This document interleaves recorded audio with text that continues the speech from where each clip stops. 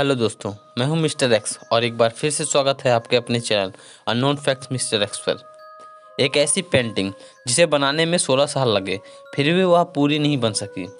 ऐसा क्या है उस पेंटिंग में जिसे आज भी लोग देखकर मोहित हो जाते हैं। आज की इस वीडियो में हम इसी पेंटिंग के विषय में जानेंगे कि क्या है इस पेंटिंग का रहस्य जो पूरी दुनिया को अपनी तरफ आकर्षित करती है। इस पेंटिंग के बारे में जानने के लिए हमें समय में पीछे जाना होगा। वर्ल्ड के सबसे प्रसिद्ध और महान कलाकार लियोनार्डो दा विंची, जो अपनी बेमिसाल काबिलियत के लिए जाने जाते हैं, उन्होंने एक पेंटिंग बनाई जिसका नाम था मोनालिसा।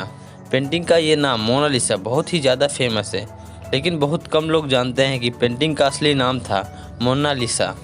इसका इटली में मतलब होता है माई लेडी। मोनालिसा पेंटिंग को लियोनार्डो दा विंची ने सन 1503 में बनाना शुरू किया था। उसे बनाते बनाते 16 साल लग गए और 1519 में ये पेंटिंग तैयार हुई। दा विंची को मोनालिसा के सिर्फ होंठ बनाने में 12 साल का समय लगा था, लेकिन कहते हैं कि लियोनार्डो दा विंची की ये पेंटिंग अधूरी है। वो इसमें कुछ बदलाव लाना चाहते थे जो उनके मर जाने के कारण मुमकिन नहीं हो सका। मोनालिसा पेंटिंग को किसी कपड़े या कागज़ पर नहीं बनाया गया है, बल्कि इसको एक लकड़ी के टुकड़े पर बनाया गया है और पेंटिंग बनाने के लिए लियोनार्डो दा विंची ने सुमातो टेक्निक का इस्तेमाल किया था, जिसमें कहीं आउटलाइन नहीं होती है। इससे साफ पता चलता है कि लियोनार्डो दा विंची कितने टैलेंटेड थे, क्योंकि बिना आउटलाइन के पेंटिंग बनाने के बारे में कोई सोच भी नहीं सकता और लियोनार्डो दा विंची ने इसको करके दिखाया। ये पेंटिंग देखने में इतनी शानदार लगती है कि नेपोलियन बोनापार्ट ने इस पेंटिंग को अपने कमरे में लगवा दिया था, जिससे ये पेंटिंग हमेशा उसके सामने दिखती रहे।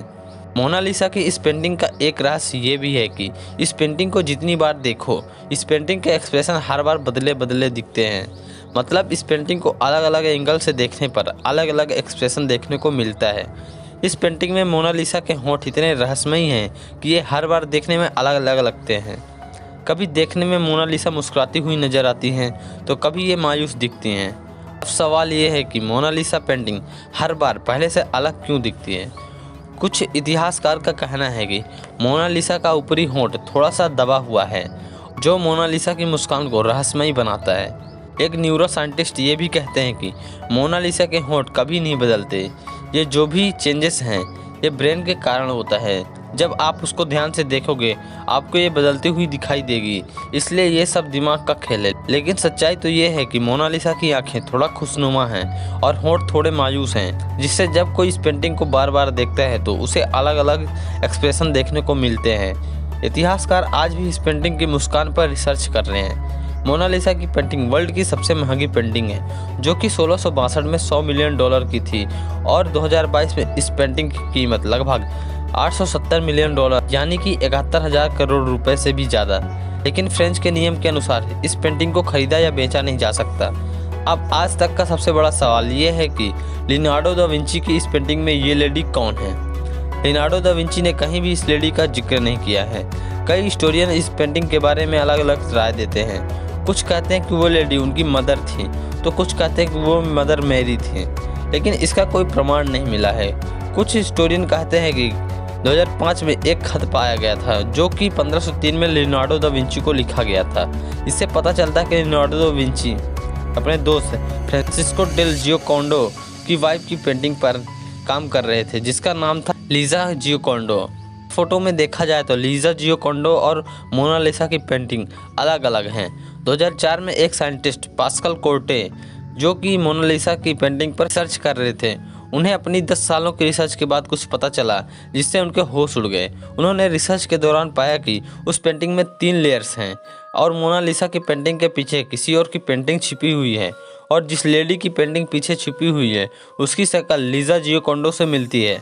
साइंटिस्ट पास्कल का कहना है कि लियोनार्डो दा विंची ने पहले लीजा जियोकोंडो की ही पेंटिंग बनाई होगी, लेकिन फिर किसी कारणवश उन्होंने इसको बदलकर एक इमेजिनरी लेडी की पेंटिंग बना दी होगी, जिसको किसी ने आज तक नहीं देखा होगा।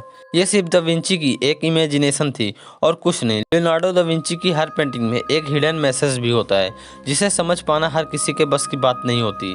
दा विंची की इस पेंटिंग में भी एक हिडन मैसेज है।